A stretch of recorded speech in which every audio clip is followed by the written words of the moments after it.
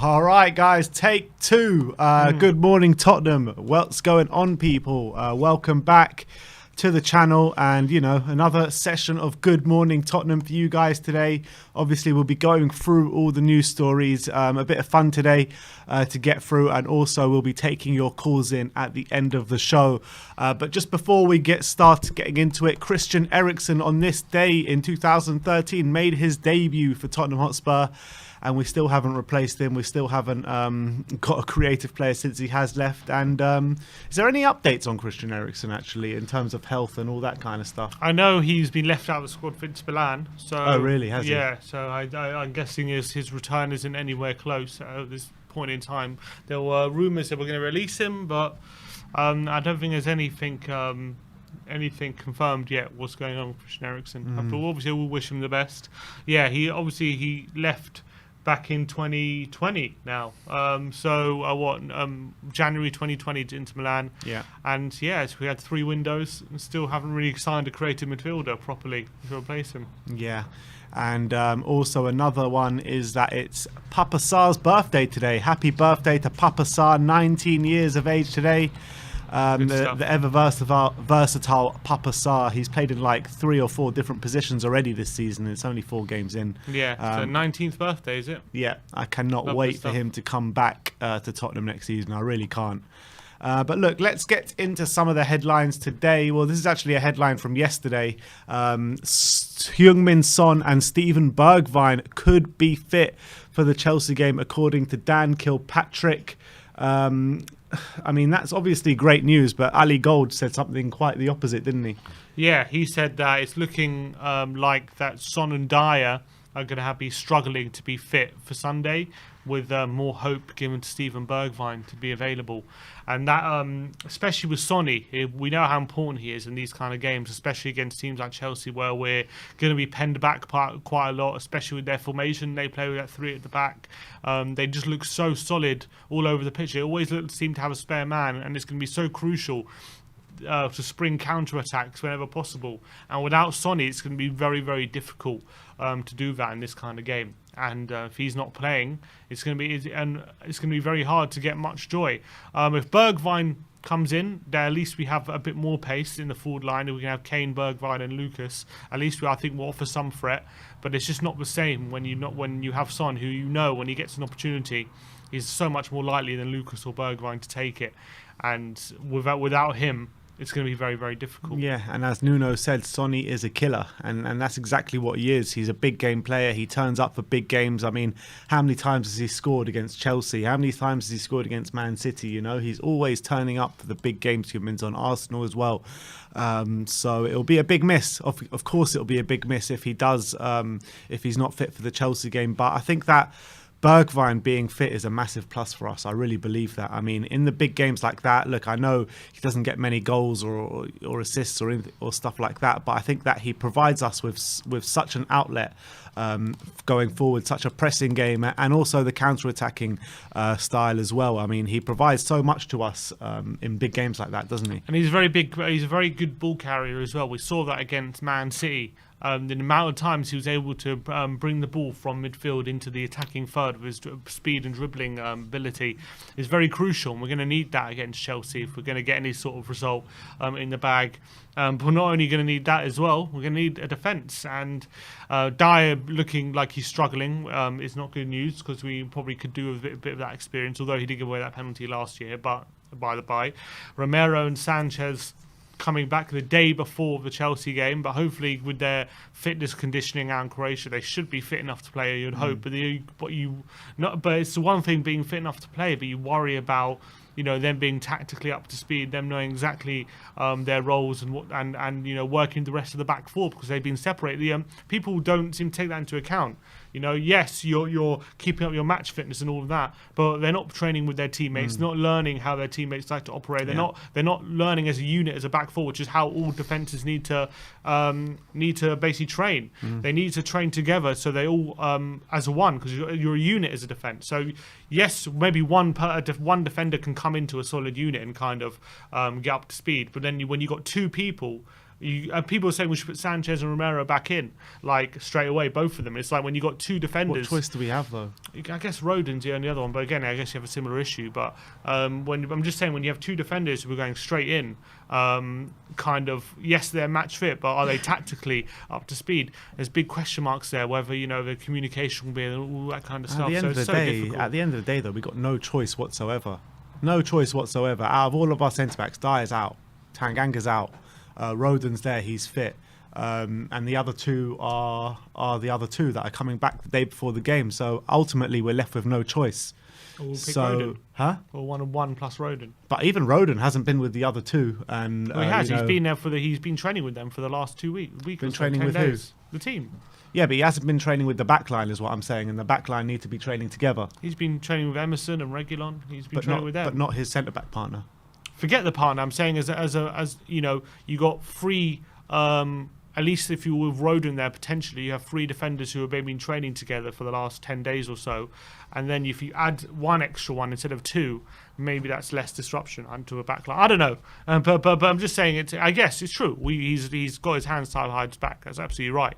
But it's just I'm just saying there's another element to them training in Croatia, not just match fitness. There's also all that other stuff with training with the team as well and getting into Nuno's tactics, and that's another frustrating thing. Ultimately, you probably have to play both of them, just because I think they're both the most suited to what Chelsea might offer. You can't. Romero's played against Lukaku before. He's played against Lukaku last year and had a great game against him. Lukaku, mate. So he knows how it is and to play against that kind of player.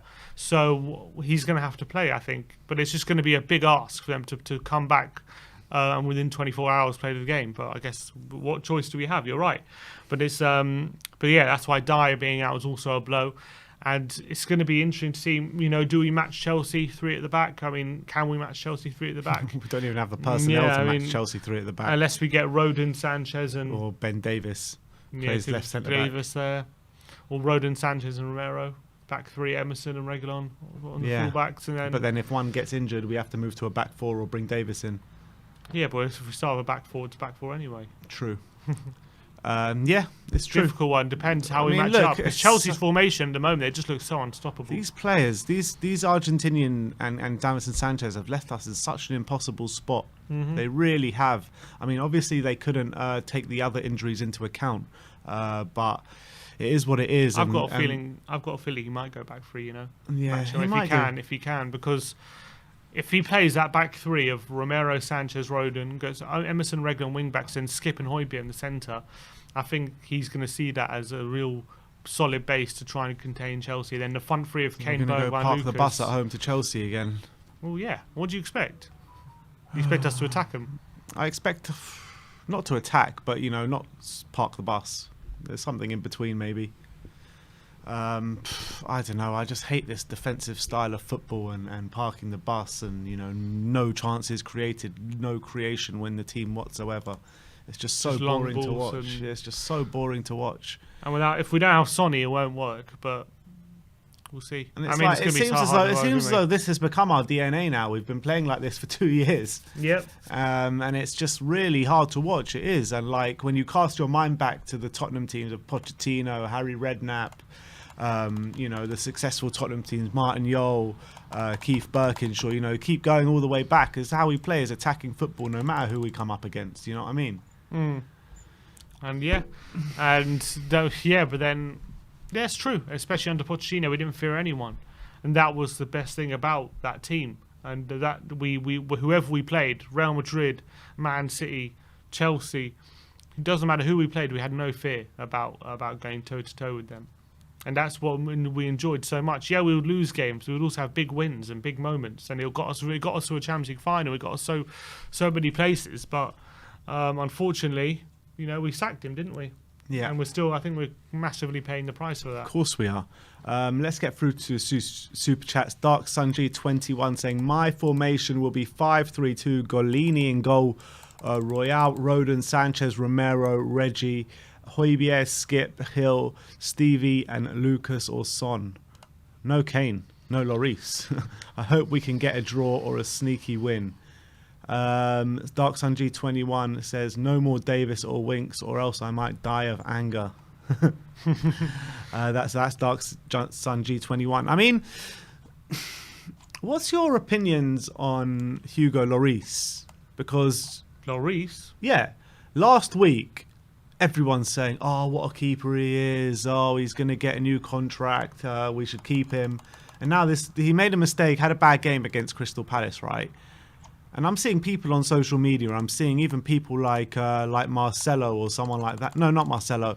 Seeing a few people around saying, "Oh, this guy, we need to get him out of the team. He's not a top keeper anymore." One bad game. Yeah, right? I think it's so ridiculous. reactionary, isn't it? Ridiculous, because I thought he's been brilliant first 3 games. And let's be honest, the mistake he made, well, yes, it was for the 3rd goal. We're 2-0 down. It's not like, it's the last kick of the game, 2-0 down. I've seen weird things happen in those kind of, like, people stop playing and that kind of stuff. It's not like it was a crucial mistake he made. Yeah, he flapped at a few crosses, but I actually think in the first half, it may look like flaps, but I actually think he did really well to get onto the ball and get a hand to it in some instances. And we know he's not the most physically dominating goalkeeper, so he does his best. And I think with who he is, I think he did all right in those kind of instances. And he's our captain. I don't see how Hugo's any sort of blame as to the result on Saturday. I've seen a lot of blame for him for Dyer's injury for that ball. He Yeah, to be fair, that's Dyer also as well. true. That was also loose. To be fair, he does take blame for that because he made Dyer stretch, and that obviously cost him the injury. Yes, true. Yeah, that's a fair point. He didn't have a good game, but still, I don't think Dyer's injury was why we lost. I don't think the back line was why we lost. It's Tanganga's fault, to be honest. That was why we lost. Sorry, why we didn't play well. I mean, why we looked so bad. It's up to Nuno. Possessionally. That was down to Nuno. That wasn't 100% down to Nuno. Lloris. But I don't think it's down to Nuno. Well, it was, but I think that we were in that game until Tanganga got sent off, pretty much. Yeah, but let's be honest. Yeah, it's true, completely. And we might have got something. It might have been who knows what happened in that last half an hour. Maybe we'd have turned it around and started, bringing Gil on, and maybe we would have attacked them, and maybe for the last half an hour we would have been strong. But for that first hour, no one can dispute we were shocking. Yeah. We didn't create anything. We were so static. We really didn't. We didn't look good in possession on the ball whatsoever. We didn't create any sort of chances, and that is not down to Dyer's injury. It wasn't down to Hugo. It was down to the way we were set up, and so any sort of we're looking. I think when people blame Hugo and we have to get Hugo out of the team, these kind of things, or say like Kane was invisible and that kind of stuff. These are all true things. Not true that Hugo needs to get out of the team, but it's true Hugo had a poor game, and it's true Kane was invisible. But that's not getting to the root of the problem for me. The root of the problem wasn't an individual thing. No one individually was to blame against Palace. It was how we were set up and how the team were set up to create chances. We weren't set up to create chances on the ball. It was complete failure of the coaching staff to get the tactics right. I think that was the main problem. So all these individually blaming, I just don't subscribe to it. Do you feel that a lot of Wolves fans say that when Wolves had a lot of injuries, Nuno went super defensive with Wolves? Do you blame that against Crystal Palace going defensive because of the injuries, or do you think that we've been defensive all season anyway?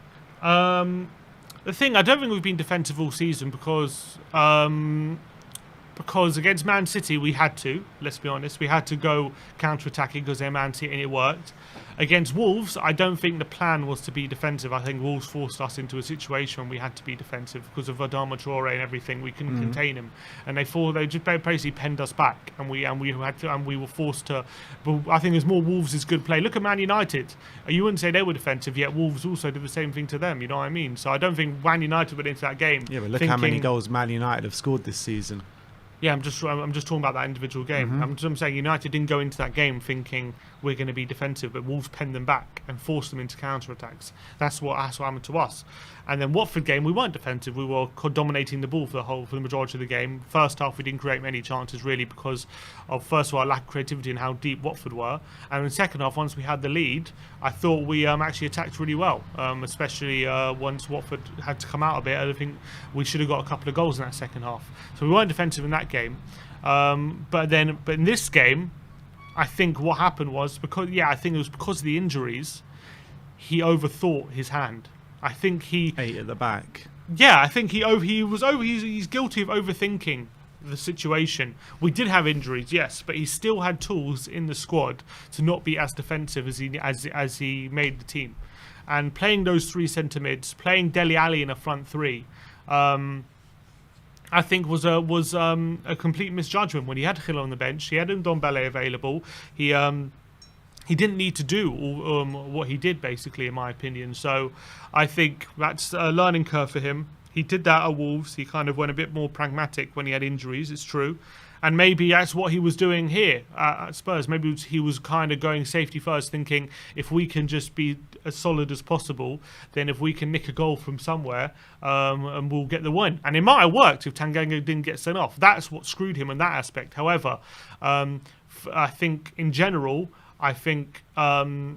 he could have had a bit more of an adventurous lineup with Gil in the team. Didn't need to break up the midfield 3 that he'd been playing together for the first 3 games. Had Gil in the team, and then I think that's a more solid base with a bit more attacking intent in the lineup than what he put out. Was go for the same system. Go for the same system. Change some like for like players. That's it. That's all he had to do. That's all he had to do. Didn't understand it.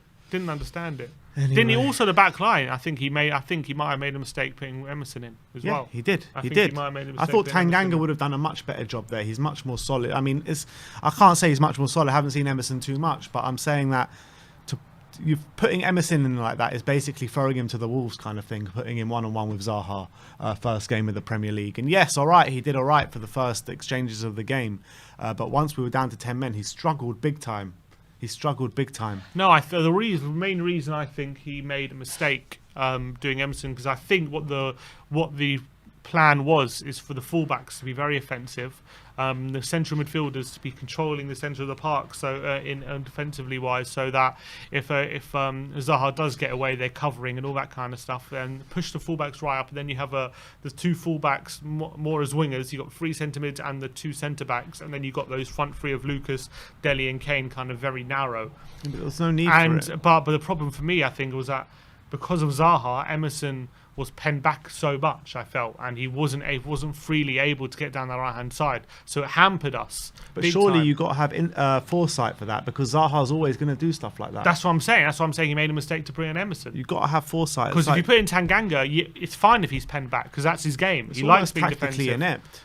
If you has Tanganga there, he can kind of stay back and do that kind of lopsided thing. Reguilon can go forward on the left side, but then it goes into a back 3 when we're off the ball. Tanganga can stay then, and he's good in wide areas, and then we have a bit more mobility. And then you could even put an Ndombele or a Dele Alli back in the centre mid and have a bit more possession.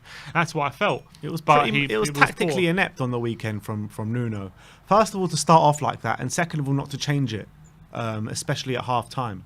Yeah, you have to. I don't understand what he was watching that first half to say that, all right, yeah, keep going how you're going, you know what I mean, and not make any tactical changes. Because the reason I think he didn't change it is because apart from that one chance from Gallagher right at the end of the first half, they didn't have any chances, Palace. And I think, and we know with Spurs, especially this season, we've always been improving in the second half. There's been an upward trajectory in terms of how much influence we have in the games in the second half. And you got to think about against Watford, for example, for the first hour or so, we barely created a chance. Maybe we barely did anything for the last half an hour. Then 2 or 3 chances came to pass. We should have got more goals. So maybe he was. I think that I think is evidence as well with the fact that just before the red card, Gil was stripped off. So I think that was the plan: keep it really tight, and then last half an hour have a go at them and see if we can nick a goal. That's what I think the plan was, and it might have worked. We don't know whether it would have worked without the Tanganga red card. The Tanganga red card ruined the whole plan, and then obviously it went to shit and we lost 3-0. Which that's not totally blame on Nuno, but he put that situation at risk without because of his tactics. He put if that was his plan, then the situation was always going to be at risk, because if Tanganga gets sent off when we're 2-0 up or something, then it's a different situation. But because it's a situation where he gets sent off at 0-0, and 0-0's not a good result for us, so we're always going to have to kind of try and get a goal at some point. And it's always going to be hard to contain players like Zaha when they have an extra man. They're the hardest players to contain when you're man down. So that's what kind of ruined it. Yeah. But that's how I saw it with Nuno. I think he got it wrong, but I can understand what he was going for. Not that I agree with it.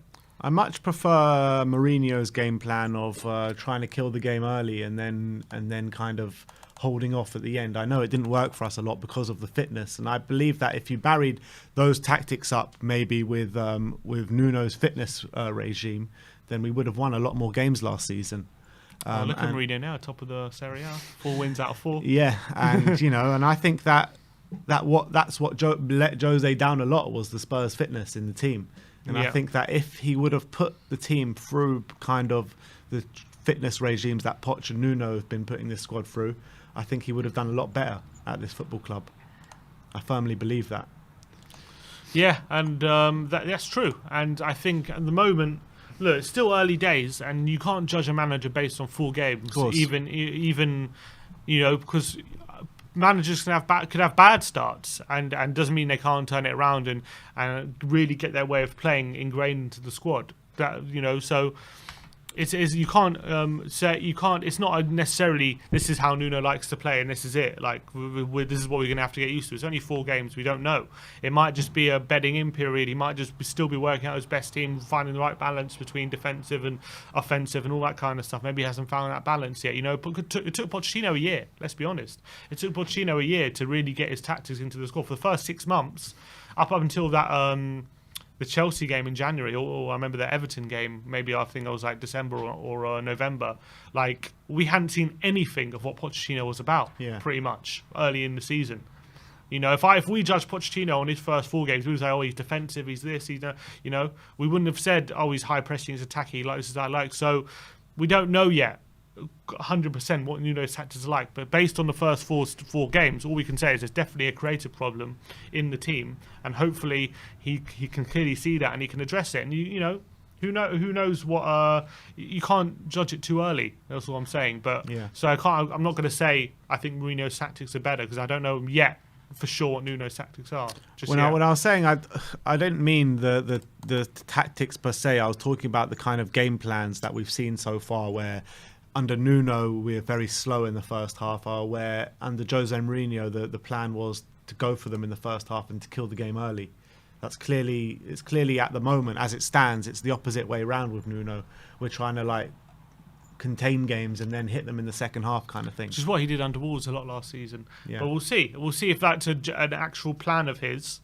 Like that it looked like that was his plan on Saturday, but we'll have to wait and see as the season goes on if that's his actual plan or it's just a victim of circumstance because of the injuries and whatnot. That's what he decided to do. Like, who knows when he's got a lot more options. We've grown in games even when our full teams have been out there. You know what I mean? It's also true. So even when our full team is out there, we've still been very poor in the first half and then grown a lot in the second half. Even in the Conference League games, it was like that. You know what I mean? It's true, but it doesn't mean that's going to be our tactics long term. No, but I mean, I would assume it would be because, the Wolves, it was like that the whole of last season pretty much. And it's been like that at the start of the Spurs season as well. So it's hard to say it's going to be anything otherwise. For Wolves, it's not always been that way for Wolves. When they first came to Premier League for the first couple of years, it wasn't always that way. Yeah. So when he managed Valencia, it wasn't always that way. So I don't know. I don't know what it is.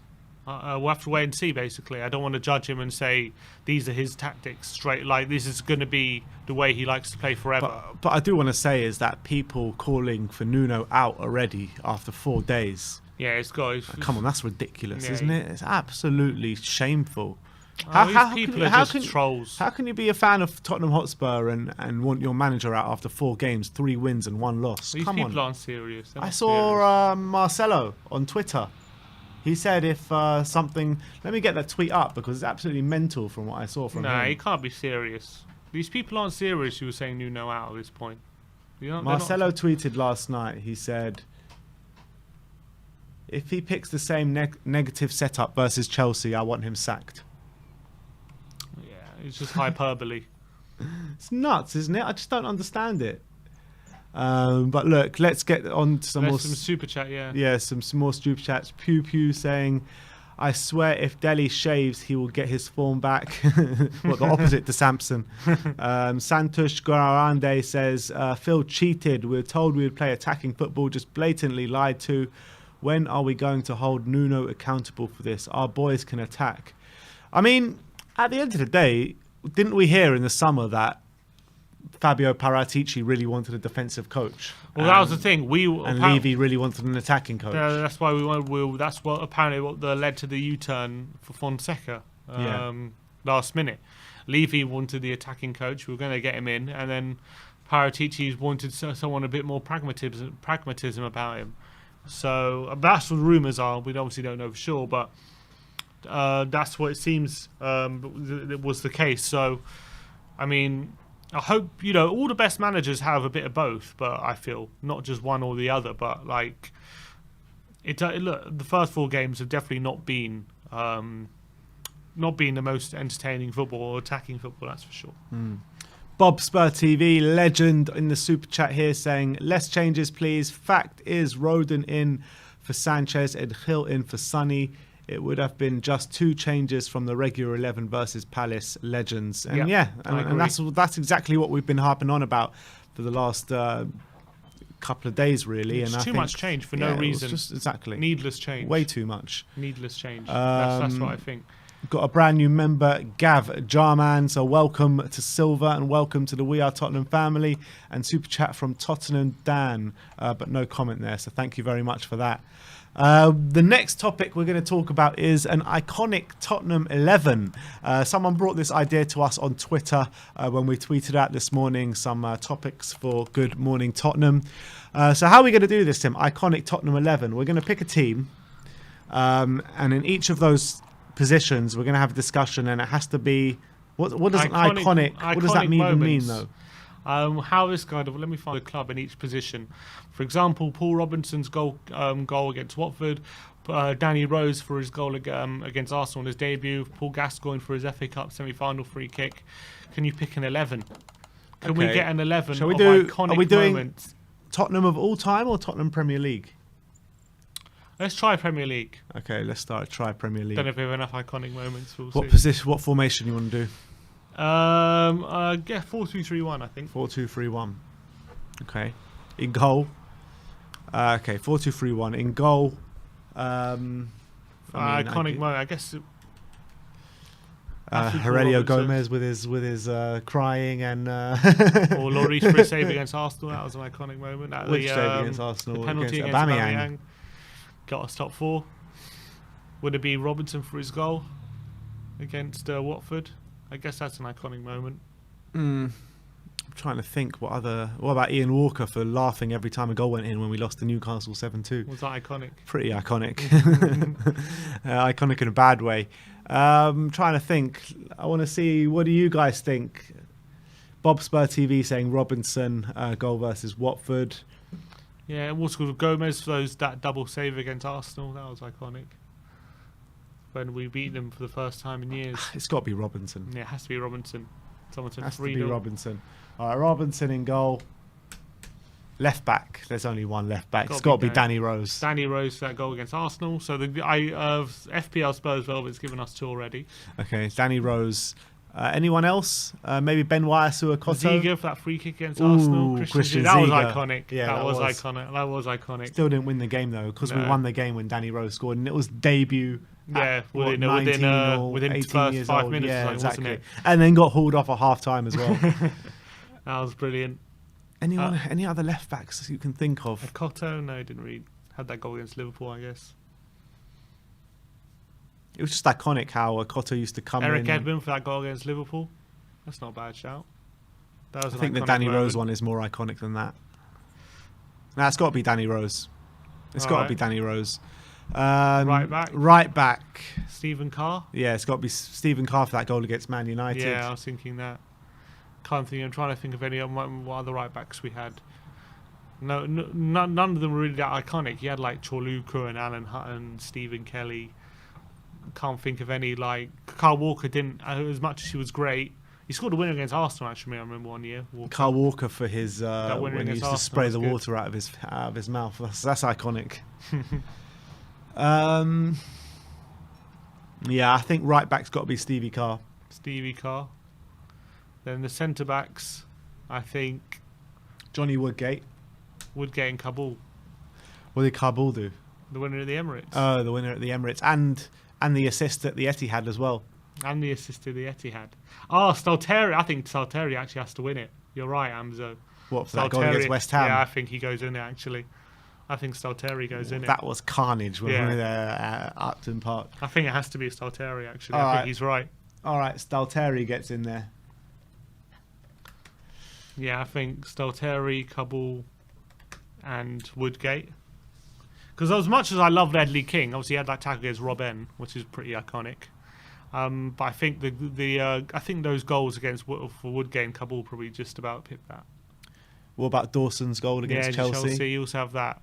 But I think Woodgate's winning in the Cup final was iconic, and then Kabul's win at the Emirates, which is our last win at the Emirates. Yeah, only win at the Emirates. Only win at the Emirates. Well, in the league, yeah. Yeah, I think it's got to be those two. I'm trying to think if there's anyone else. Oh, to be fair, Ledley King fastest ever goal. Yeah, that's true. That's a Oh, record. That was a Premier League It record. was a Premier League for a very long time. Yeah. Needs to play three at the back. Three at the back, take away centre mid. We have to play three at the back. No, all those three defenders are all iconic for those specific moments. But I guess maybe we'll pick two. That's a poll. King, Kabul in the anniversary game, 125 years. yeah, that was also brilliant. Offside. Offside, exactly, brilliant. Marco says, "Don't ditch the studio to jinx," because we left and we lost 3-0. It's a tough Woodgate has to get in there. one. So Woodgate is one. So it's Kabul or King for the King's fastest ever goal. Does this or call for a Kabul, poll? Or Kabul against Arsenal. Does this call for a poll? This King's going to win it. Everyone loves that Lee King. All right, go for it.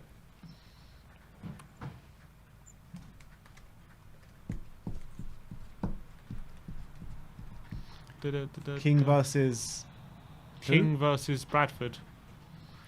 Or Kabul versus Arsenal. Which one is more iconic? I think Kabul versus Arsenal might be more iconic, you know. It's a Premier League record, though.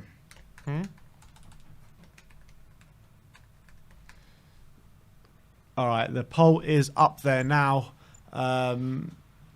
Just 1 second for it to show. So the question is, which of these is more iconic? Is it King's fastest Premier League goal? I think Kabul's a bit more iconic. Oh, it's this a is close one. Yes. No, we're not with that ball back. We're lagging though. Speedify on.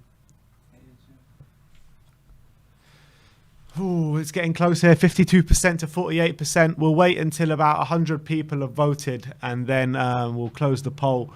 But it's getting very, very tight here. 71 votes, 81 votes now. 54% is going for Kabul. Comment like says, Kabul. what about Woodgate getting the winner in the final? Yep, that's already in there. It's already in there. That's already nailed his place.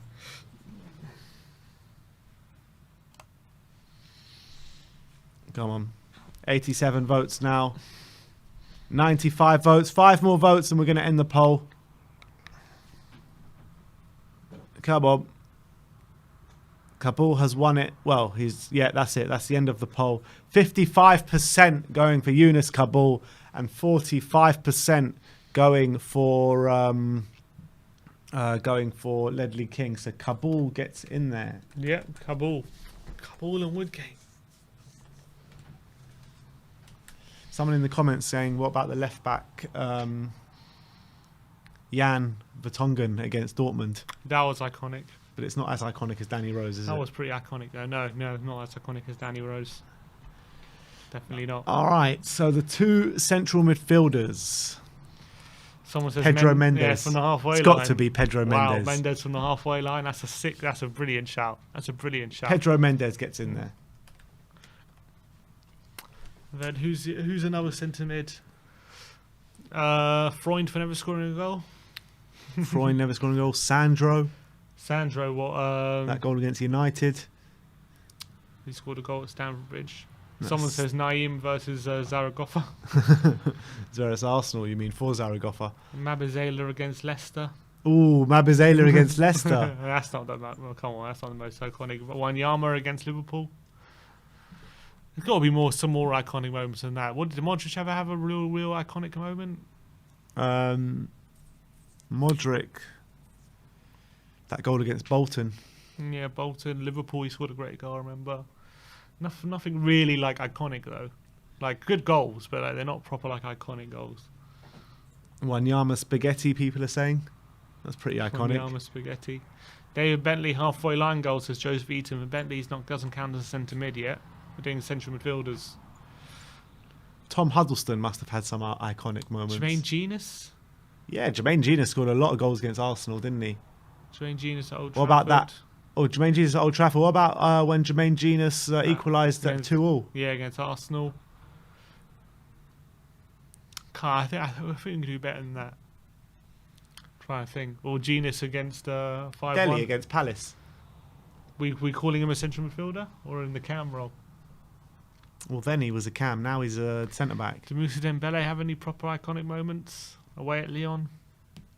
Moussa Dembele had iconic moments, but not like goals. I think were his iconic moments. His iconic moments were just completely just controlling the games, weren't it? Yeah. Come on. What's that? I want I've got to it. see one where I've it's got going to it. be completely. I've got it. What? Timu Taionio pointing to the scoreboard to Didier Drogba in the cup final. Tainio. I think When that's he- pretty iconic. when he pointed I know, to- I know. yeah. When he took the piss. That's pretty iconic, to be fair. That's pretty iconic. It's got to be that. What do you guys think? Tainio pointing to the scoreboard when we beat Chelsea in the cup final. That's more iconic than anything we've said, right? I think so. Yeah. Trying to think who else we used to have. I might have to take it, you know? I might have to take it. We had Alan Nilsson, League Cup final, Leicester. Alan Nilsson League Cup final. That's iconic. That's iconic, actually. Yeah. Alan Nilsson. It's got to be that. Who said that? Someone said that in the comments. Steve Stephen Whitten. Whitten. Yeah, that's got to go in. Yeah, Alan Nilsson. All right. Number 10 has got to be, what would you say, Dele Alli? Or Dele Christian Alli Eriksen's against goal against Chelsea? Stamford Bridge? Yeah. Well, Dele Alli got a double that day. Yeah. What a double that was. But that Eriksen goal in the first half. I think that Palace goal. Who else we used to have? So It looks like it's frozen on here, though. no, it's alright. Yeah, so what are we saying? Delhi, it's got to be. Yeah, I think Delhi's goal against Palace has got to be in there. I think it does. Delhi, Cam, left wing. David Ginola. Oh, Ginola. Oh, Ginola had so many iconic moments. Ginola against Barnsley, it's got to be, surely. We've got Bale against Inter Milan. My taxi from Icon. Bale against Inter Milan, Bale against West Ham.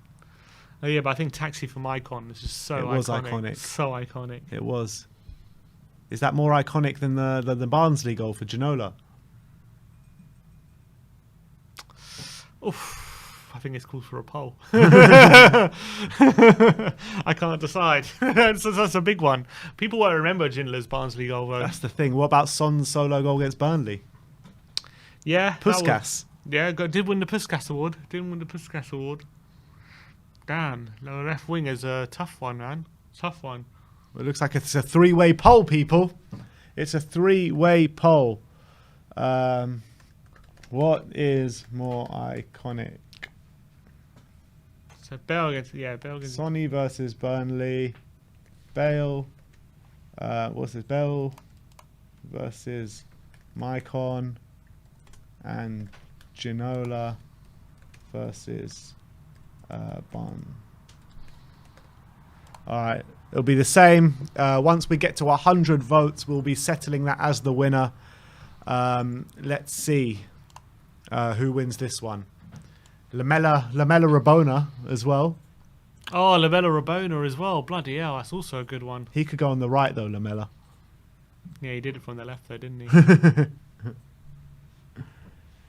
Wow, Son by Burnley is winning this by a landslide at the moment. Really? Because recency bias, isn't it? This is recency bias, big time. Massively. Big time. Got 62 votes in here, 78 votes. Bale versus Mike on his second. Ginola with 6%. This is clearly. Do you reckon we could show the Ginola car? I reckon we could show it. Which one, Ginola? Mark Brompton's not going to claim us, is he? Whatever.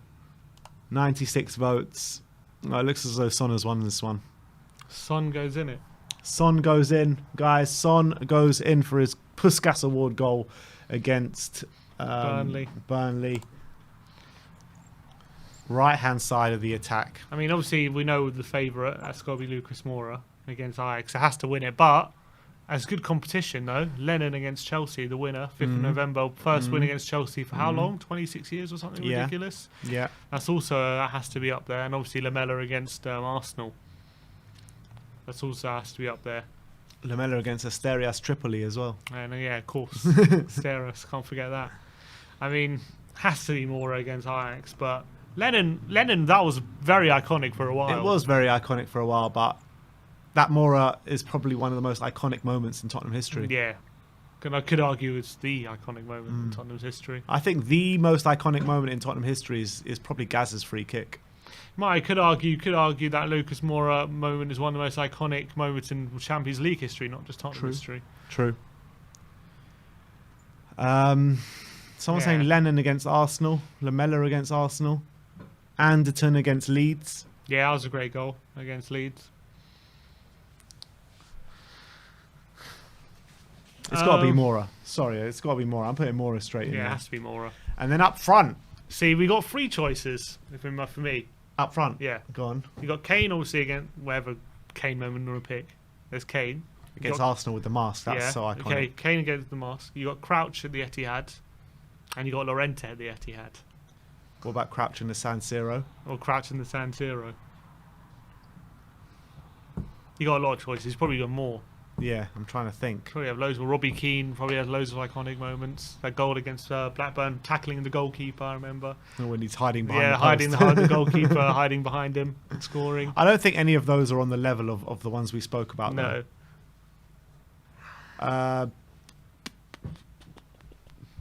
Berbatov's got a few iconic moments. Berbatov's penalty in the cup final. Robbie Keane crying on the pitch in the cup final after the game. Defoe, 5 goals against Wigan. Yeah, 5. That was yeah. Wow, that's big. That's very iconic. Who are we thinking? This is Premier League, so I know some people are saying Ricky Villa and Jimmy Greaves. Should have done 4-4-2. Yeah. Who is gonna get this front spot? The most iconic striker or striking moment of I don't know. Something telling me Crouch versus City, I think. Oh, that's a big one. Bob Spur TV, Klinsmann's debut. The dive. That's very iconic. That's an iconic Premier League moment, actually. Yeah. That's an iconic Premier League moment. It's a tough one. So I think for me the options are Crouch in one of, you can take either of, probably the Etihad one we'll take. Crouch at the Etihad, Klinsmann's debut, Kane against Arsenal. There's got to be another one in there. Yeah, Llorente against Man City. Llorente's hip. Yeah, Llorente's hip. That's iconic. So many. All right, it's a poll. Soldado's penalty, someone said. Soldado's one of Soldado's few penalties. Keane's equaliser against Chelsea in the 4-4. Yeah, that was a great moment. That was a great moment for Robbie Keane. Trying to remember what else.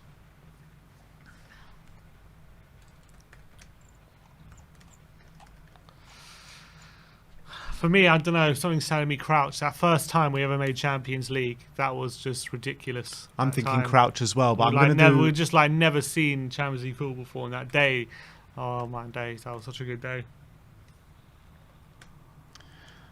So the poll I've got here is Crouch versus Man City, Kane versus Arsenal, Defoe 5 goals against Wigan, and Llorente's hip.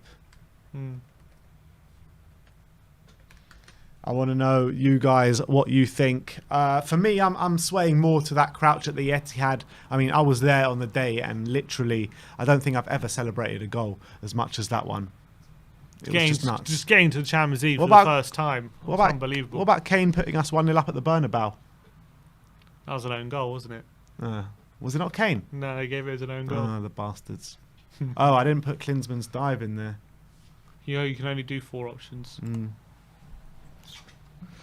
Well, this one isn't recency bias. Crouch at Man City is smashing this one. Interesting. Okay. He's Klinsmann's dive. Klinsmann's dive. Oof. Stefan Everson's semi-final goal against Wimbledon. When he tackled it into the net. No, with that lob. Oh, that one. Yeah. 85 votes at the moment, and Crouch is in a storming lead. Robbie Keane versus Jens Lehmann. That was when they won the league. Don't want to do that one. Yeah. All right, that's 100 votes there. And that is 45% to Crouch, 23% to Kane. So Crouch goes in there. Peter Crouch gets in that team. So let's run through that team. We'll go through some special mentions as well. So in goal, Paul Robinson for his goal against Watford, against Ben Foster, against the cycling goalkeeper. The cycling GK. So Robinson gets in there. Special mention to maybe Aurelio Gomez for all his madness. He was definitely iconic keeper for Tottenham. Left back, Danny Rose for his debut goal against Arsenal. Who was the special mentions in the left back? Eric Edmond. And Christian Ziege. Right back, Paul Stalteri for that last-minute winner at Upton Park. Special mentions go out to Stephen Carr, who very nearly took this one. Centre-backs, we're going for Johnny Woodgate's extra-time goal against Chelsea in the Cup final, and Yunus Kabul's late winner at the Emirates, and our only win at the Emirates. Obviously, Ledley King gets a shout for his fastest ever, was second now fastest Premier League goal against Bradford. And second centre-back, who was it? That was Michael Dawson against Chelsea. Michael Dawson against Chelsea. And then the centre mids, Pedro Mendes' ghost goal at Old Trafford, and Alan Nielsen for his last-minute win at Wembley against Leicester in the Cup final. Who were the special mentions for the centre mids? You had Jermaine Genius for his goal against Arsenal. Timu Tainio for pointing at the screen in the Cup final. You had what's his name, Luka Modric for his couple of goals against Liverpool and Bolton. Some really iconic moments there. Left wing, we're going for Heung-min Son for the Puskas. We had a lot of options for left wing. I mean, David Janilla for his goal against Barnsley. Who else was in there? And Bale for a taxi for Maicon. Yeah, and also could be his goal against West Ham. Or his goal against West Ham. But Heung-min Son has pipped that one. I don't know if I agree with that one. But I don't agree with it. I don't agree with it. But look, this is what you guys pick, so we're gonna respect you guys and keep him in there. Number 10 is Dele Alli for the goal against Crystal Palace. Absolutely sensational goal. And right wing is Lucas Moura for that goal in the Champions League semi-final. Well, 3 goals in the Champions League semi-final. There were some iconic moments at right back. Maybe Aaron Lennon could have got it in there for his goal against Chelsea. A few goals against Arsenal he scored as well. Was there anyone else? David Bentley. David Bentley for that goal against halfway line. And Eric Lamela as well. And Lamela, yeah. And then up top, we're going for Peter Crouch. This was the most difficult one. Peter Crouch goes up top for his goal at the Etihad in that Champions League playoff. Obviously, there were some big shouts in there. for Fernando Llorente, Robbie Keane, Jermaine Defoe, 5 goals against Wigan. Harry Kane, that goal against Arsenal when he took off the mask. But that is actually a good team, isn't it? I like that team. It's like a mix. I mean, the centre mid ain't great. No, but I like it. I like that's what the team is. Yeah. I like the team is a bit mix and match. That's what's good about me. That's what's good about it. And I mean, it's the most iconic moment, and I think that's a very iconic team. It is very a very iconic team. Who said? Simon L says Sim will never agree with anything that praises Son. What? Why? Why say that? That's not true at all. I give Son so much praise. I love Son so much. I just don't agree his goal against Burnley was our most iconic moment. But I love Son. What about most iconic manager? Ooh. Premier League era. Most iconic manager. Or managerial moment. Martin Jol squaring up to Wenger. So it's either that or it's Pochettino's reaction after the Ajax game. Pochettino after the Ajax game, or his last game of White Hart Lane, how proud he was. Yeah, that shot of him. It warms my heart every time I see it. Yeah. Every time I see it. Tim Sherwood's interview after the Chelsea game. Yeah, Tim Sherwood off. Then you got Harry Redknapp, who was always down. Oh, champion, Man City, Harry Redknapp. Oh yeah, when he got bucketed. Man City, Harry Redknapp. I think it's either that or the Pochettino one, or squaring up to Martin Jol. Or squaring up to Wenger. I mean. Oh, so many moments. Everyone is saying, look, I think it's got to be another poll for this one.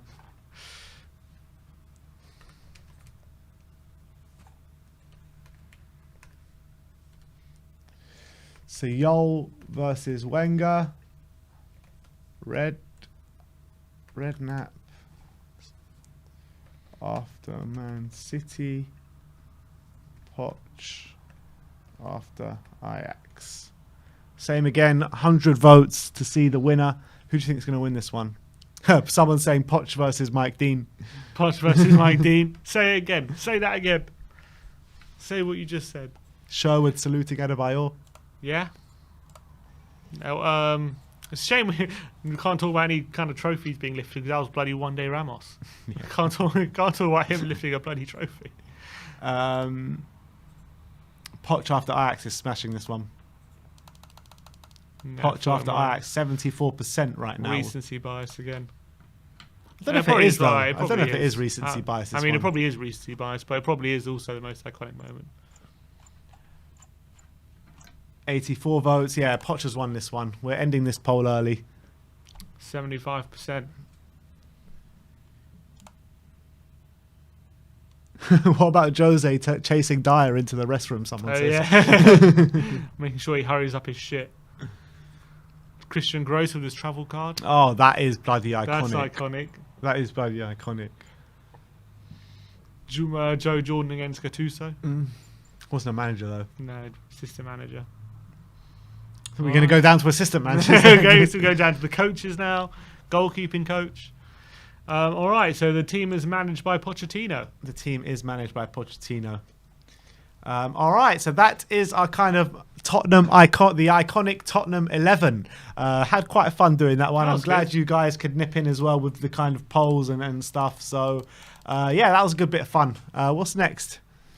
Did you see what the ex-Colombian coach had to say about Davinson Sanchez? No. There was some interesting quotes he said about him. He said the ex-manager, I don't know if he ever actually managed Sanchez or not. Let me see if he actually managed him. But he was very, very harsh on Sanchez. I'll read you some of these quotes he had in a sec. Let me just see if he did actually manage Sanchez for Colombia. People are saying about the manager when Jose against Man City, when he's all laughing and then he gets up. Oh yeah, that was brilliant. That was brilliant. I don't think he did ever manage him. No, is this the right guy? I don't know. I don't think he did ever manage him. But what he said was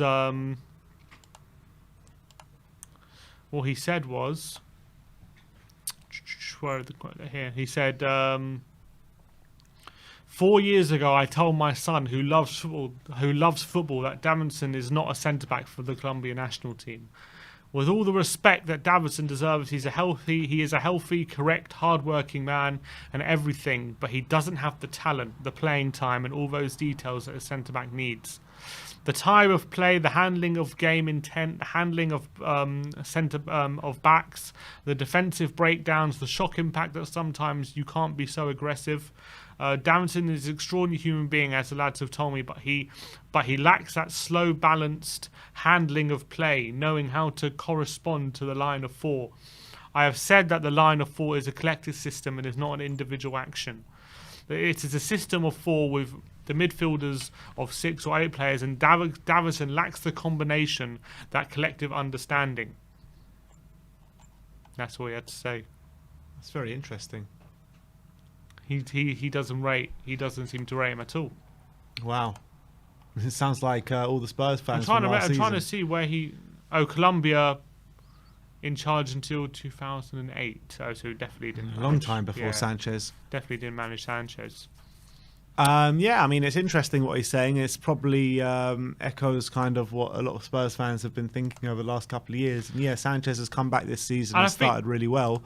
But I think everyone's just waiting for that first Sanchez mistake, aren't they? I think it's a great point he actually makes in terms of Sanchez never seems to be part when he defends. He never seems to be, even when he plays well, he never seems to defend as a collective unit. He tends to be a very individual defender.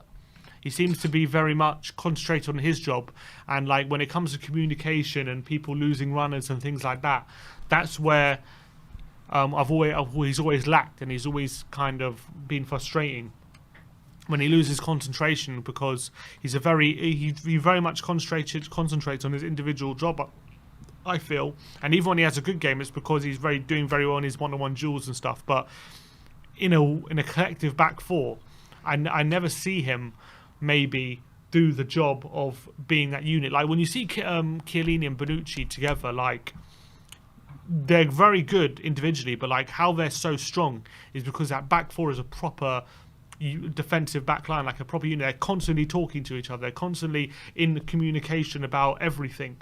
And if one player loses a man, the other player is sweeping up and everything like that. And I feel like Sanchez, communication-wise with the other players, I do think that's an area of his game that's lacking at the moment. Yeah. That's why I kind of agree with that point. Yeah, and at that age, you really should know that. I can definitely see he's got valid points there. That's for sure. But look, we'll just have to wait and see. I mean, stuff like that can be taught into games, can't it? It's not like a natural instinct. Yeah, it can be taught. That's the only thing he's got going for him. Yeah, I guess. But you know, at that age, he's now 25 years of age, I think. Yeah. So if he hasn't learned that part of the game yet, then it's very unlikely. Look, it's not very unlikely, but it doesn't seem that it's going to be something that it's something that can be taught. But you should have learned that by now. Is basically the point I'm making, like how to effectively communicate with the other defenders so you'll make yourselves a proper unit.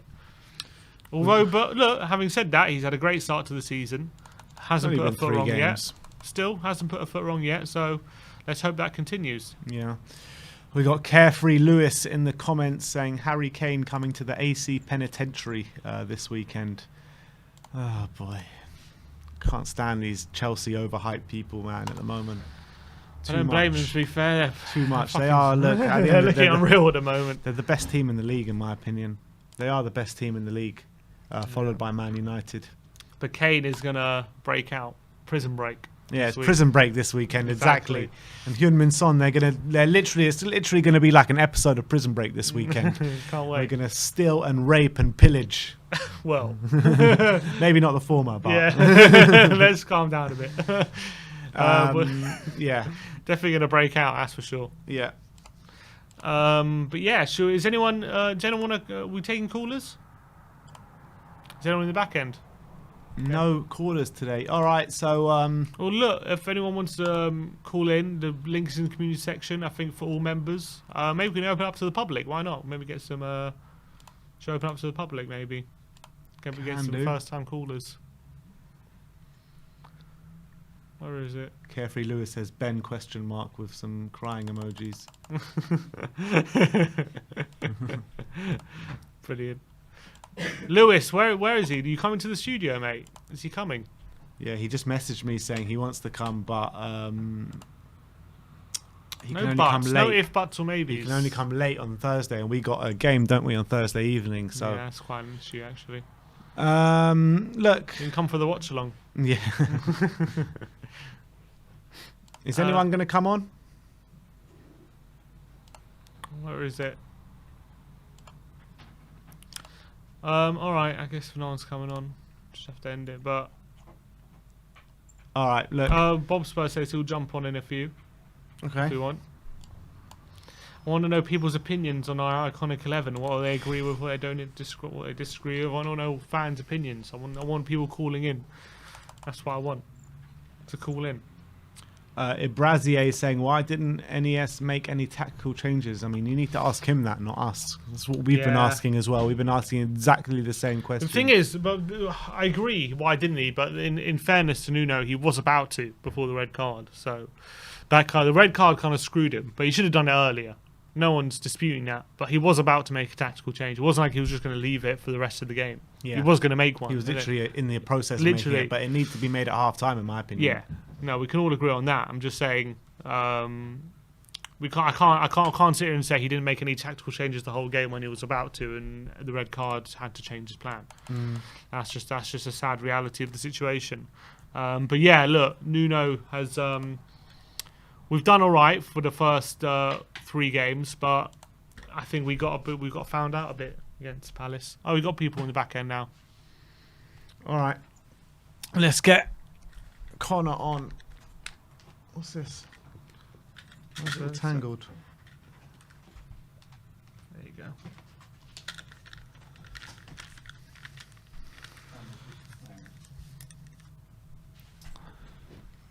Go on, let's bring him on.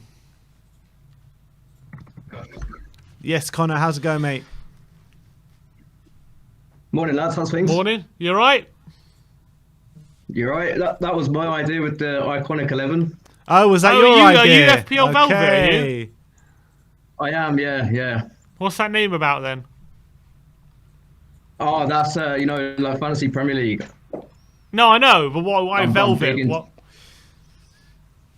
Do you know what? I was gonna make like a Twitter account, YouTube channel, and whatnot. I went through the Twitter, but not the YouTube. But Velvet Football, the Pochettino days, smooth football. Oh, I see. I see. I missed those days. It's Yeah. been a while. How did your FPL team get on this week? 72. That's not bad. Quite Not good. bad. Yeah, I didn't Quite do good. that. It's I had better a than shocker me. of a week. I had Tanganga at centre back, and I had Antonio as captain. Oh Jesus. Exactly. Absolute shocker. Yeah, I had Greenwood as captain. He's kind of the only player who did anything for me. I think I need to use my wild card. I haven't done very well this week. I've only got 40 points. It's too low. Yeah. It's just too low. I wild carded this week and had Ronaldo as my captain, so fairly happy. Oh, there you go. And I think I'm putting too much reliance on Kane at the moment. I've got Kane in my team, and he's just not doing it for me. Yeah, do you know what? I always try and have a little 50-50 decision with myself whether I have any Spurs players in, because if they do terrible, it's like a double blow to the gut, isn't it? Yeah, Yeah, but if they do well, though, 100%. they do well, it's like doubly as happy. Right. It's heaven. Cloud Yeah, I 9. mean, I had Kane and Son in my team every single week last season. Kane was my captain every single week as well. I don't think I changed it once for the whole season. Yeah. And that did me well. That's great. That's massive. But anyway, No, I'm glad you did the iconic moments. I was thinking to myself this morning, I was thinking about Spurs, as I always do. I was thinking about the Palace result, and I was like, right, what can get me in a better mood here? So I started thinking of all the good Spurs moments. I was like, hang on a minute, if you could put a team together with all iconic moments, what would it look like?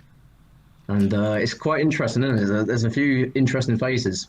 yeah, there are. I mean, especially like Pedro Mendes and Alan Nilsson in the central midfield. I mean, did you agree with the 11 that we've picked out here, along with the viewers? Yeah, I did. I got in with some of the few polls and stuff. Yeah, it was good. I was screaming Salteri when you were talking about the right back. In terms of the left winger, we had Heung-min Son against Burnley, but you could have had Gareth Bale in the San Siro, could have David Ginola against Barnsley. Do you reckon Son getting in there for that Puskas award is recency bias, or do you reckon it's deserved? Oh, I reckon it is a bit of recency bias. I mean, Gareth Bale against Maicon can't be topped, I don't think. Yeah, I mean, Ginola, I mean, is fantastic, just like Son. But I feel if you take us back to those days and like the morning after that Gareth Bale night, I mean that has to be it for me. Yeah, I completely agree. And what about the striking position? You obviously Crouch against Man City. Obviously could have done Crouch against AC Milan as well at the San Siro. But there was a few other moments from strikers. I mean, Jermaine Defoe, 5 goals against Wigan. Llorente's hip. Klinsmann, his debut with that diving iconic celebration. I mean, which one would have got in there for you? It was a tough choice, wasn't it? Yeah. Like I think maybe Crouch, but then again, Kane's goal, every time I watch that, it gives me goosebumps. The one with against the Arsenal, mask. yeah. Yeah, it's just the pure emotion. And was you there that day? I was there that day, and literally, White Hart Lane was literally shaking. Those 13 minutes should have been. I I thought those should have been the end of the moment. I just remember every time I wasn't there that day, but every time I watch that goal, it gives me goosebumps. Like the noise, you've not heard much noise like that at White Hart Lane. Yeah, I mean, it Definitely. was deafening. That celebration was absolutely mental. Imagine that stage of a season scoring to go top of the league against Arsenal. It's just like it's what dreams are made of, really, isn't it? Is there The mask made it. Do you think there's any moments that do you think there's any moments we've left out, we haven't thought of, we didn't mention for you? I don't think so. I think you got them all. I think you got them all. We covered it well. There's none of them you were screaming. You weren't screaming out of the laptop, any of them thinking, come on, you got to say this one. Oh, do you know what? Maybe, was it Huddleston's goal? I forget who was it against. He scored an absolute pinger. Man City, was it? Man City at the Etihad. It might have been, yeah. I forget which game it was at. But I think you got them all. Kabul definitely gets in. Yeah. Kabul, but would Kabul get in for that? It was the goal against Arsenal, right? Because he also had a massive say in the Etihad game as well, the Champions League thing. Yeah, I think the Arsenal game was the only win at the Emirates, I suppose. Yeah. What about Hossam Ghali fraying the shirt? that is infamous. Exactly, infamously iconic. I'm trying to think. What about like Van der Vaart when he took it through the legs of Jack Wilshere, or Lamella calling Jack Wilshere a pussy and all this kind of stuff? Oh yeah, that's a good. Do you know? I actually heard. I saw a comment on Twitter somewhere. Apparently, Tanganga was calling Zaha a pussy in that game. Yeah, I saw that. I saw that. Yeah. He's like pussy-o. yeah. Oh, mate. That was very funny. Mintu Lee says here, Supian versus Buendia's pants when he pulled them down. Was that Buendia? Oh yeah. That's what I didn't know it was Buendia. I don't think it was Buendia. No, it was against Villa, wasn't it? Yeah. And he only just signed for Villa. Yeah. It wasn't a Buendia, but it was definitely a Villa player. Yeah. That was a great moment. Supian is a moment against Dortmund, though. Yeah, I mean, he played left back that game, and I think that Rose moment against Arsenal is just way more iconic, I think, in my opinion. Oh, yeah. Yeah, Danny Rose against the Arsenal. And even like you're going to put him at centre back, you're going to put Kabul over that, and you're going to put Woodgate over that as well, won't you? Yeah, tough choice. Do you remember the Pedro Mendes moment? Were you watching the game? Yes, I remember that well. What was your reaction when that happened? Similar to Ajax, you know, it's one of those moments where you kind of you double tape it. I was watching it on the TV and whatnot, so it happens, and you kind of just think to yourself, wait a minute, did I see that? Did I just see that correctly? Yeah, literally, that is what it was like. Because I remember watching it with you, and we were incensed. We're like, how the hell is this not a goal? No, because I think we were too busy celebrating. The Yeah. goal went in, and we all started celebrating, and we all stared going off one. And then literally for about a minute, we didn't realise that we turned around, and the game was still playing. And we just realised the goal wasn't given. We're like, what? That was so clearly a goal. We all started like jumping for joy and everything. I'm still angry about that moment. Honestly, I'm still angry about that. Bit of an out of body experience, isn't it? It's kind of like almost it never happens. Literally, it did never happen. That's the whole point about it. Yeah, exactly. Yeah. But what do you reckon about all these people calling out Nuno? I think it's a bit harsh. I mentioned it before, and I said, I don't understand how you can call a manager out after 4 games. Yes, he made mistakes. No one's getting away from that fact. Yes, he made mistakes, and yes, he should have been doing better in that game. There's no two ways about that. But you cannot call for a manager's head after 4 games. It's just ridiculous, especially if you've won 3 of those 4 games. Yeah, like, I mean, I was on yesterday and the day before, it might have been talking about the result, and it's so frustrating seeing that Nuno didn't make a reactionary change at half time or before then. But to call for his head is way too soon. It's the same with Lloris as well. I think it's a bit reactionary. You know, you need to take a step back and think about things a bit more and evaluate, and acting a bit harsh and too soon, I think, getting on the back. So I think just give it a bit more time. Yeah, and I just think at the moment, I think everyone was clearly unacceptable. But, you know, he's still 4 games in. He's still working out his own team. Remember, he came in late. He's still playing catch-up with a lot of managers in the Premier League in terms of getting together with his squad and everything. He's still trying to figure out the balance in the team and how to bet what best way to play it, and still figuring out who he trusts and who he doesn't trust, all this kind of stuff. So, look, it's still very early days. And also, you got to remember, add into all of that, he had about 10 injuries, didn't he? He had 6, 7, 8 injuries really hamstring him. And add into that, he had a red card, which he couldn't have legislated for. You know, that wasn't his fault as well. So a lot of things conspired against Nuno yesterday. But let's not dismiss the mistakes he made. But it wasn't exactly an easy hand he had to play, was it? No, like, and 100%. The more you think about it, Nuno has had a fairly tough start here, hasn't he? You know, he's got 3 wins out of the first 3 games out of so many different circumstances. You think of the Harry Kane situation. I think for the squad to perform the way they did against City with all that uncertainty going on was absolutely incredible. It's like that would have been affecting the players. It would have been affecting the dressing room, and they completely put it to one side, and they pushed City over as if to say, you know, a bit of a statement to Harry. You know, look what you're missing out on here, and. I think that, you know, a lot of credit goes to that, but it's just frustrating. You know, the result against Palace kind of almost undoes our hard work against City.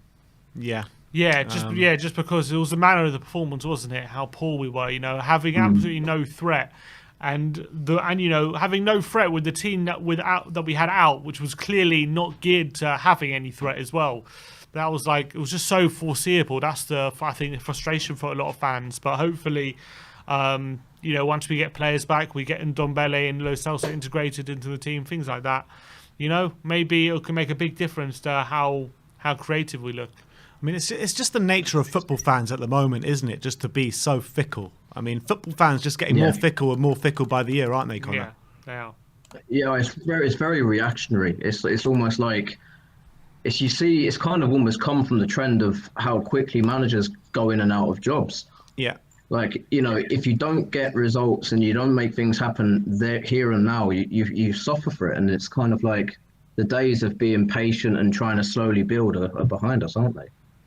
Yeah, that's the thing of the past. You know, Fergie lasting 20 years and Wenger lasting 20 years and all that kind of stuff doesn't really happen anymore. You know, I think Pochettino was our last kind of chance of doing that. It's a shame because he should never have been sacked and he should still be here now. I think Poch was our last chance saloon of actually having a manager who's willing to take it for the long haul and build something. And I think having sacked him now, I think it's very unlikely we'll find that again. People like Pochettino are a dime a dozen, really, in this kind of football ecosystem. I don't think we're going to be able to find someone like him very easily. And we instead of what we should have done is, you know, what United did with Fergie and stuff when he was maybe having a few years of when he was doing badly. They let him rebuild. They gave him more money. They let him build another team. But with Poch, we didn't have the patience. We were too impatient with him. We wanted the rebuild to happen quicker. So we didn't give him the time to actually rebuild the team again. And instead we thought, instead of letting him rebuild, we'll just try and get a new manager who could give us more instant success. And now look where we are. We're 2 years down the line and we're in a complete mess. That's the problem. It's very interesting, actually. I was listening to The Last Word on Spurs' latest podcast, and they were saying the last time we had 9 points on the board in the league was the 15-16 season. Oh, no, sorry, what it was is the 15-16 season, that was the last season at White Hart Lane, and that was the season we challenged for the league. We only had 4 points on the board after the first 4 games. Yeah.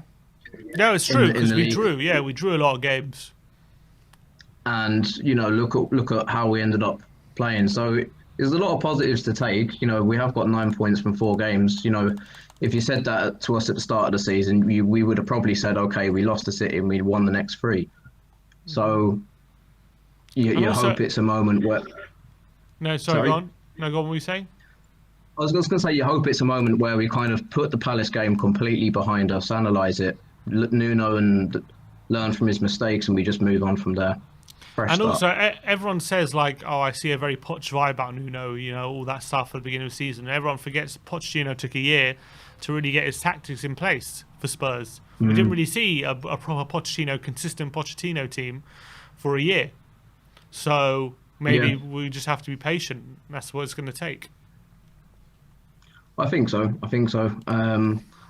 I really do. I think the game against Rennes on Thursday is quite important for the morale of the team. I really hope to see an exciting, youthful team. I want to see Brian Hill starting. I want to see Ndombele starting. Try and build Ndombele's fitness up. Get Hill with some game time. Good performance there. We might have a little bit of confidence for Chelsea, but let's be real. I mean, Chelsea are in such good form. They're so good this season. So very tough game there on the weekend. Exactly, but stranger things have happened, Connor. Stranger things have happened. Stranger things have happened. Iconic moments have happened. Exactly, and we beat Chelsea. What was it, 5-3 at White Hart Lane? Nobody gave us a chance that day. We had Mason and Nabil Bentaleb in the middle of the park. I mean, everyone thought we were going to get battered that day because Chelsea were on fire at the time. That's right. It was New Year's Day, wasn't it? Yeah, New Year's Day. I think that's the Harry Kane got. Was it a hat trick? I think he might have even got. I think he got 2. I think he got 2. Yeah. Yeah, and I think Nasser Chadli got a good goal as well. So Chadli got one. I think happened. Townsend got one from a penalty. By the way, Townsend's goal last night. Did you see that? Brilliant goal. Mate, screamer. He played very well on the whole as well. He got man of the match last night, I think. Would you take him back, Connor? I don't think so, but he's got a bit of a left peg on him, hasn't he? He does indeed. But look, thanks a lot for calling in, Connor, and I'm sure we'll hear from you soon. Yes, 100%. Cheers, mate. All right, thanks, boys. Talk to you later. All right. See you, Connor. Cheers, mate. Bye. That Andros Townsend last night. Yeah, Bloody that hell. was unbelievable strike. Shows And Damari Gray, where's he come from? Yeah, 3 goals in 4 games. Leverkusen, obviously. 3 goals in 4 games. No one really could have predicted that. Yeah. After he signed for 1.7 3 in his million. last 3 as well. Season. Yeah, but it's only 4 games. All right, let's bring on the legend that is Bob Spur TV. Bob, I'm sitting in your seat. Still warm. How you doing, guys? All good, mate. How are you? Yeah, absolutely fantastic. Lagging a bit, but hopefully you guys can see me. Yeah, we can see you all fine on our end. I mean, did you see the kind of team that we put together, most iconic 11? Mate, you guys made me feel so old, man. All my iconic moments are pre-Premier League. So Yeah. I was like going, Gaza, free kick. I was like, Mabbott, holding up for a free. No, that's not right. And I was like, Gary Linton, oh, no, that's not right. No, that's not right. So yeah, I had to take a calm, collective. Blanche Fowler lifting that trophy. Double, yeah, Billy Nick. Yeah, that day when I met Billy Neal. No, it was, there were a couple. I mean, Harry Kane's first goal. Well, not first goal. His free kick against Villa, which kind of. We didn't even think about that one. Yeah. Lennon's equaliser in the 4-4. Yes. You know, for me, that was brilliant. Oh, as well. yeah, So, we yeah, didn't it's say like, that. mate, you could have made Think a about that squad of 20. You could have got a squad of 25, really, couldn't you? Yeah, very true. Very true. But you know, there were a few really interesting just want to ones. say how. Go on. Just want to say how impressive your studio is, man. You know, you see, we all see this, but we don't see the lights and the screens and the pole and the whips and the handcuffs and the walk. we see none of that. But very impressive, very impressive. Well, so did you have fun with John Cooper with the poles and the handcuffs? I just left John to that, actually. I think he was in his element.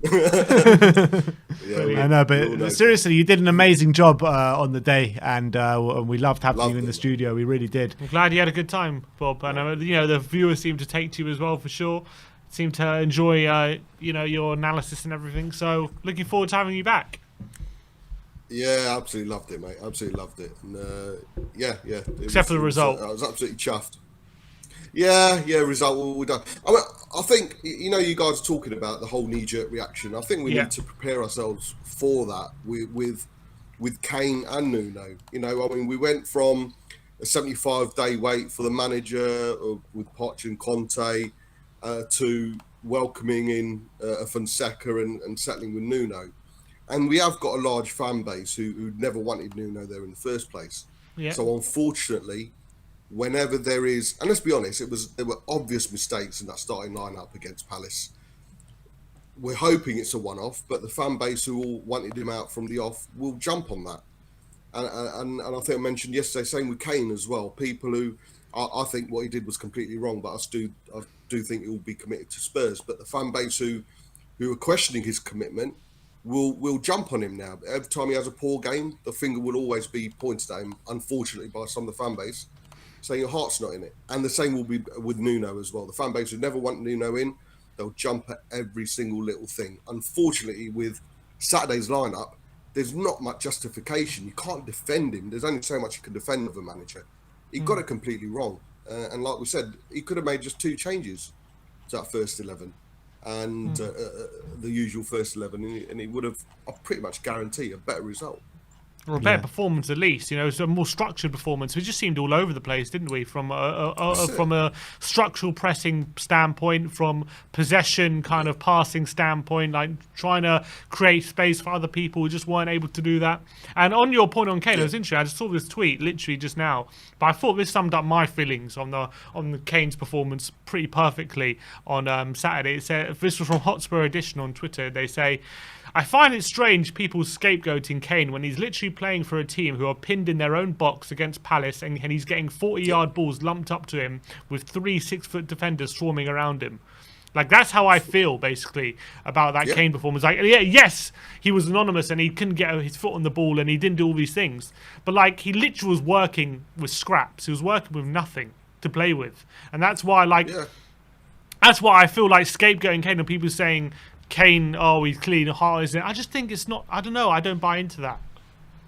But Sim, he's allowed shit performances, mate. You know, every player, even the greatest players, will have a shit performance in them, a poor game. And let's be honest, he probably had a shit game against Palace. It didn't work as he normally did. He didn't track back as he normally does. He didn't come deep into midfield, which is probably right, because he didn't have the runners of the likes of an Ali and Lucas. They weren't doing the runs because they were pegged back.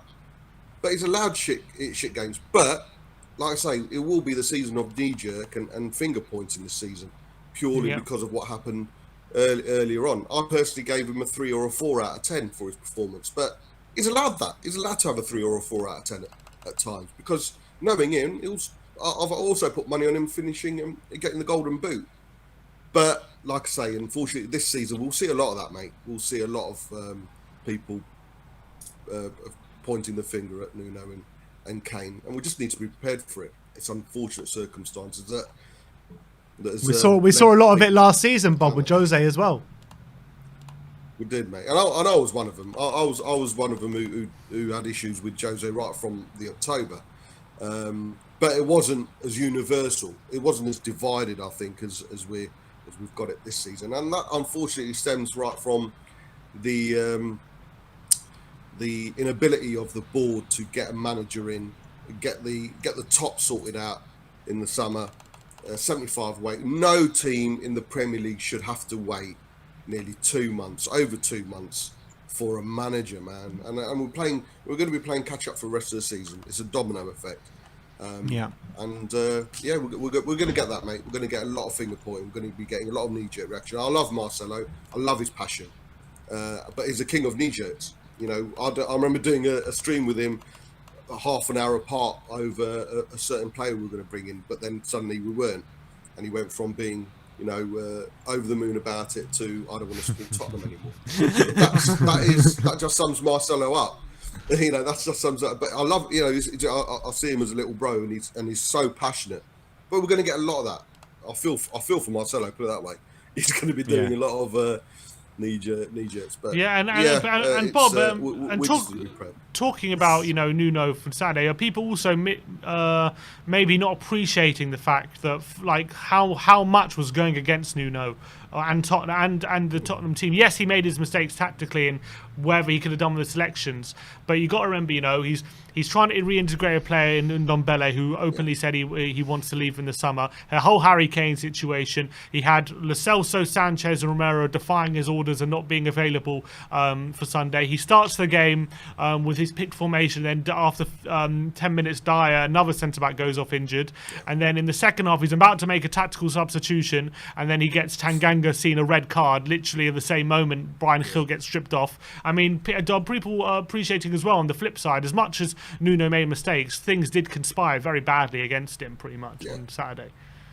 Yeah, it was a combination of things, but people will state the fact that, and everybody agrees, and probably Nuno does in the cold light of day, that he shouldn't have started with 3 defensive midfielders. And like we keep on saying, the fact it was obvious that he could have just made 2 changes to the time. There was unnecessary changes. But like I say, it's let's just hope he learns from it. Personally, I'd chuck in the likes of Romero. I know they'd only be back for 24 hours, but let's just chuck them in, man. Sanchez, Romero, and it looks like Sonny and Bergwijn, there's a small chance they might be fit as well. Throw them in because we've only got the cup game in midweek, haven't we? So they'll have a week's rest before the Arsenal game. So yeah, throw them in. We got the cup game next week against Wolves. Yeah, Wolves. Brian Daigle's in for that, isn't he? So I don't know. Where does that lie in our priorities? We're not. I don't know. I don't know I think we've got more of a chance of winning the Conference League than the League Cup, because Man City and Man United will go strong in that. Yeah, but doesn't mean we're not going to go for it though. Yeah, I know we're going to make a weaker team. Rest and getting back for Arsenal. Yeah, I see what you're saying. Yeah. But look, we're just going to have to see how this one plays out. So Bob, absolute legend, thanks for coming on this morning, and we shall see you soon. Big up, lads. Come on, legends. See you later, Nice one, Bob. All right. Apparently, Kyle Walker has been given a 78 for pace on FIFA. 78? 78. Really? That shows how nonsense they are. And 78 for Kyle Walker pace. I saw somewhere that Jan Vertonghen's been upgraded in pace. Yeah, he has. To like 70 or something. 76 or something like that. Pace around him. Maybe. But I don't know. How can you give Kyle Walker pace 78? That makes no sense. How can it only be 2 points above Jan Vertonghen? That can't be right. I don't know. FIFA becoming a joke. When the FIFA Spurs ratings come out, we will be reviewing them, that's for sure. Someone's saying it's fake. He's actually still 92. Okay, that makes sense then. All right, so everyone, thank you everyone for watching today. We'll be back with the Premier League perspective very shortly. Like, subscribe and comment, and as always, come on you Spurs.